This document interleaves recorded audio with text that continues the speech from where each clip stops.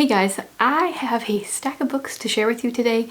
I always enjoy sharing homeschool library hauls on here because I know our library is amazing, so I can take advantage of requesting pretty much every book that I desire, and it is in our system somewhere in our province, and they will ship it to my library for free. We can have 100 holds, 100 books out. It's amazing. So I have a few different kinds of themes going on here, but overall there is a lot of like ocean books because we're doing a marine biology unit.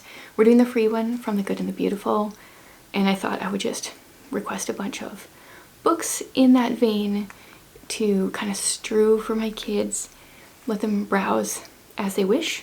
But there's some other things here too, and this stack is heavy, so I'm just gonna put it down. I am the kind of person that when there's a topic that interests me, I find a book on it, and then I also go and request like all the other books on it. My librarians told me that because I've been slowing down on the books that I check out because we are getting ready to move, and they said there's some other person in our system, in our town, that has slowed down, and between the two of us, I think they have circulated like, I don't know, they were like down like 6,000 books or something. I can't remember exactly. I don't know what the time frame is. I just know that they are aware that I'm a big part of why they have as many books coming through as they do. I don't know if they see me as a good thing. Am I a lot of work, or am I giving someone a job? I try to go with that. I'm giving someone a job. Anyway, a couple of these are chapter books. They're kind of for me, but I'll tell you about them. So I got The Lost Library. I've heard really good things about this one, and I don't really know what it's about. When a mysterious little free library, guarded by a large orange cat, appears overnight in the small town of Martinville, 11-year-old Evan plucks 2 weathered books from his shelves, never suspecting that his life is about to change. Well, I love little free libraries, so that sounds fun. Yeah, so I got this for myself because I read about it in a different book, and it sounded fun. I don't know if I'm going to get to it. I'm personally trying to get through my own books right now, but we'll see. I got A Dragon's Guide to the Care and Feeding of Humans because one of my subscribers, Ashley, has read this recently and she enjoyed it. I was more so thinking that my son would like it. I think it had some pictures, but like, honestly it was just the title that brought me in. So it's a feisty dragon, Miss Drake, has a new pet human, precocious Winnie. Oddly enough, Winnie seems to think Miss Drake is her pet, a ridiculous notion. Miss Drake has her work cut out for her if she's ever going to train Winnie to be the perfect companion. That sounds like something my son would like. And then there is Middle Grade March, is this like big movement to read middle grade books during March, and there is a channel that hosts a reading challenge and a little book club, and this year their like group read is The Mona Lisa Vanishes, a legendary painter, a shocking heist, and the birth of a global celebrity. So I shared this over on my booktube channel already. The book is kind of thick, but there's like lots of really big illustrations throughout, so it is probably a quicker read than it seems. I'm not 100% sure if I'm going to get to it, but it sounds interesting. Then we are studying Monet for our art study, and I got this cute little coffee table book in. I think I requested some more Monet books, but I think this is the only one that actually came in, and I love it because this side of every page is one of his works, and then it tells you a little bit about the painting, the size, where it is, etc. down there, and then this side is just a little bit of Monet's biography. So yeah, I think this will be really good kind of for us to flip through, see his different works, learn a little bit more about him. I feel like this is a very accessible way to learn about a painter. Then in my last video, someone mentioned that Ambleside actually does have a Canadian option, so I went over there and requested a bunch of the books that were recommended, and my plan is to look through these and see if I want to use them, if I want to use any kind of Ambleside stuff, where I want to go from there.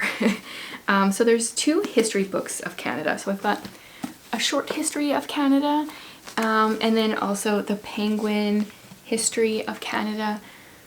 One of these is used for multiple years, I think, and one was used for 1 year. I can't remember exactly, but I think this one is used first. So I wanted to read a little bit, see if it's like really dry. Is it good? Do we want to buy something like this for our homeschool? I'm not sure. And then same with A Short History of Canada. I haven't read any of this yet. Whoops. But I would like to have a good Canadian history resource in our home. So I'll look at these, see if they're good options. If I find out that one of them is a good option, it will probably be something I share when I talk about what my daughter's going to be doing next year for our homeschool. And then there's two more. There's the Invasion of Canada, 1812 to 1813. And so this is, wow, that would be pretty detailed. Yeah, so this is about the War of 1812. I don't really know much about it. Definitely not like that much. And then Great Canadian Speeches, selected and edited by Dennis Gruending. So this is speeches by John A. Macdonald, Wilfrid Laurier, Nellie McClung, and that sounds really interesting to me. I like the idea that you don't just read it all the way through. You can kind of pick and choose. Louis Riel, Robert Borden, Agnes MacPhail. Yeah, they have a lot of different people in here. Mackenzie King, Tommy Douglas, John Diefenbaker, Lester Pearson. So this goes all the way up until 2002. Nelson Mandela, Canada and Apartheid. That's interesting. I want to read that one. David Suzuki. Yeah, interesting. I'm personally interested in this one. So I'm going to look over all 4 of these books in the next little while, hopefully, and decide if they seem like they'll be a good fit for us. Okay, the next ones are all just picture books, references. Well, they're not picture books. They're just like more like reference books. There's this one. I think this is a series. I can't tell what that first word is. Super Power Field Guide, Beavers. 86 pages of gobsmacking facts, nature illustrations galore. And this just looked like a fun way to learn about creatures. I'm pretty sure this author has Rachel Poliquin. I think there's a series. So we've got all sorts of information about a beaver, but told in a fun way. I love this kind of thing. No animal has anything like a beaver's tail. Beaver's tails are all these different things, and they have more super useful powers than a Swiss Army knife. This looks fun. Steps to building a beaver dam. Yeah, this is sometimes how I like to learn things, so I think my kids will really like this as well. Then we have, oh, this is the same author. This is what I do sometimes, is I just, this is how I got to it. I was looking up stuff that was ocean stuff, then I looked up this author, then I found her beaver book. Yeah, totally. What happened? I just pulled out my earring. Okay, so The Strangest Thing in the Sea and Other Curious Creatures of the Deep. Oh man. Yeah, I can read. This one's really cool. It's got a little bit of information about a creature. I am long, soft, and ghostly. My nose is pointed like a witch's, and my teeth are downright spooky. Am I the strangest thing in the sea? And then you see what the actual creature is. I'm a goblin shark. I was reading this with my littles yesterday. Not all the details, but it was a lot of fun. And there's some weird creatures. What I really like is that I can read this kind of book with my little kids, read the kind of main font there and tell them what it is, and then the big kids can come in and they can read more details. There's some cool ones. I think my favorite one was this one. I look like an alien spaceship with kissy lips. If that weren't weird enough, you can see what might be 2 green aliens inside, because my head is see-through. You can actually see inside my head. Am I the strangest thing in the sea? And like, that is one strange looking fish. So it's a barrel-eye fish. I highly recommend this book if you guys are doing any kind of ocean unit or anything. it's a lot of fun. I got the World of Coral Reefs. Explore and protect the natural wonders of the sea. The colors in this book, and even the end papers, are just fantastic. They're just super bright information about coral reefs. We have not read this one yet. Most of these I'm just going to put out and let my kids kind of pick up on their own. I always enjoy getting out the DK books of any sort because I find they're always interesting. So this is DK Find Out Oceans. And so this is just information about the ocean zones, icebergs, fish food. Yeah, both of my older kids really love the DK books.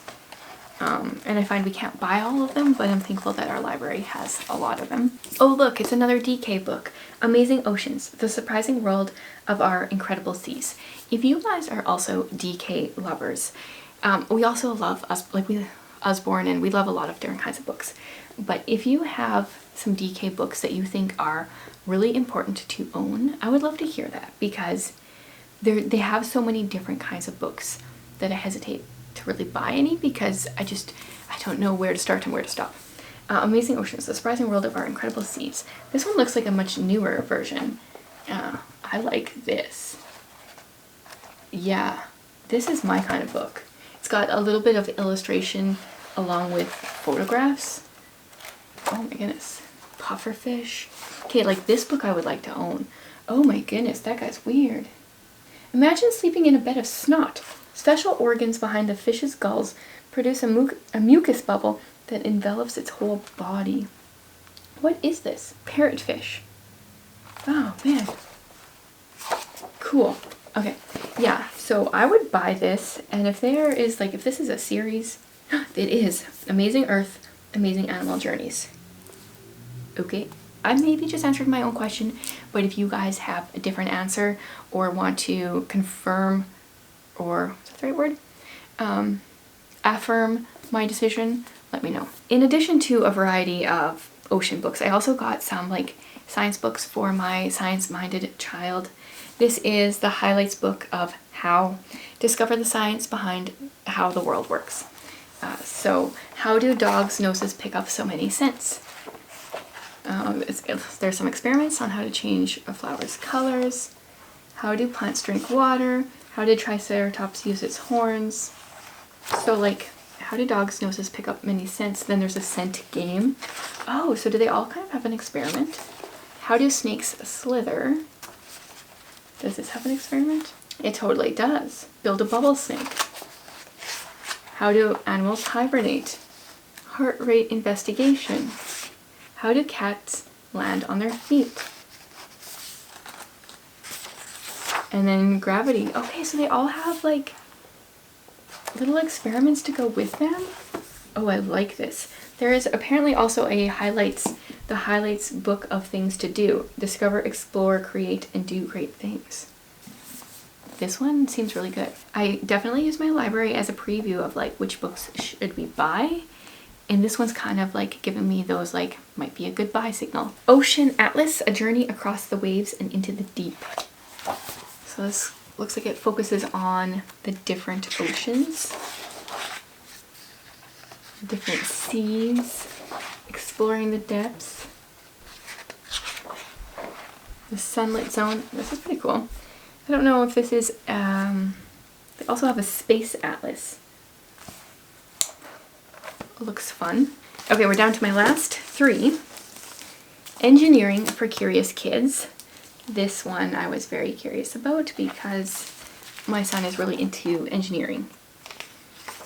The history of engineering, bridges and tunnels, understanding electricity, being an engineer, solving a problem, large-scale electrics, solar power. Yeah, I think he would be intrigued by this.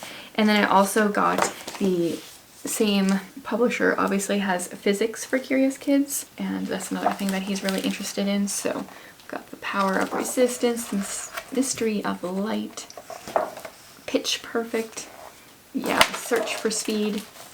These look like things that he'd be interested in. It can be hard to find engineering and physics books for kids 10 and under. I've definitely struggled with that. Like, his interests are these kinds of things, but so much of it is for kids that are like 14 plus. And the last one is cardboard box engineering. I was excited to see this one, and I'm curious to know if it will be any good. So what is this? Mechanical marbles, robotics and animatronics, extending grabber, robotic hand. Oh, cool. And that's just made out of like a box and some like paper towel holders. Yeah, paper towel tubes, large cereal box, a string, packing tape, and a glove. Ooh, I know a boy that would be really into this. Flying pterodactyl. Oh. Swinging monkey. So this one you need stiff paperboard, a monkey template, which is included, 8 wooden beads, string, 2 paint sticks, and strip of cardboard. So the supplies are very simple. A cup amplifier, box periscope, kaleidoscope, 3-wing boomerang. Yeah, I could see myself like assigning some of these to my son to do because he would really like this. Design, tinker, and build your own outside the box creations. Oh man, and there's like a cool little marble run thing here. A rolling roller coaster, apparently. A tabletop straw soccer. Yeah, I don't know if this will be a like buy it book, but I'm definitely gonna get him to make some while we have it from the library, and then we'll see if it's worth buying. And that is it for this library haul. I hope you guys enjoyed it. I'm not sure if when we move down the road if we're gonna have access to such a great library, so I'm not sure if there will be many more of these videos to come or not, but let me know some books you guys have been enjoying from the library lately. If there are any books you think we should request, let me know. I'm always looking forward to hearing all of your great recommendations. Thanks for being here.